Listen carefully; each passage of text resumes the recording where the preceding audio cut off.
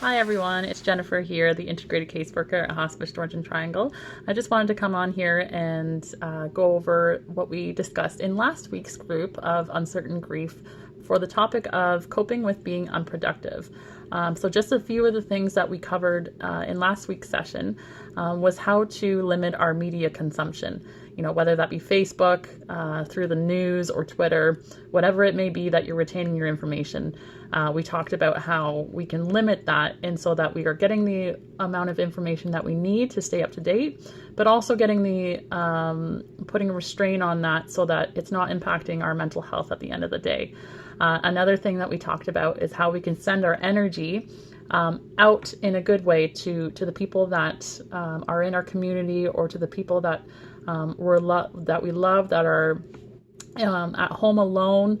So even if it's reaching out with a phone call or with a FaceTime or Zoom, reaching out to an old friend or family member you may have not talked to in a while can really help with not only our own mental health, but also you're making that person's day as well.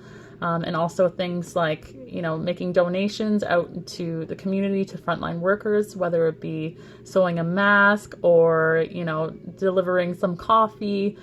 Small things like that can really make a difference. And it also helps make ourselves feel like we're still doing something, that we're still being productive. And it certainly does help.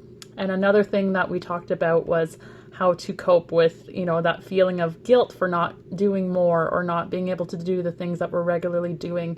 And again, it's important to remind ourselves that, you know, during this time, a lot of these things are out of our control. So it's important to be kind to ourselves during these times and remind ourselves that, you know, by staying inside and doing what you're doing is actually helping everybody out in the community, and it's actually saving lives. So being gentle and being kind with ourselves and doing the best we can is something that we really need to remember when we start to feel like we're being hard on ourselves for not being able to do the things that we're regularly doing. So that's about it. I hope everyone has a great week, and I look forward to seeing everyone next week. Thank you.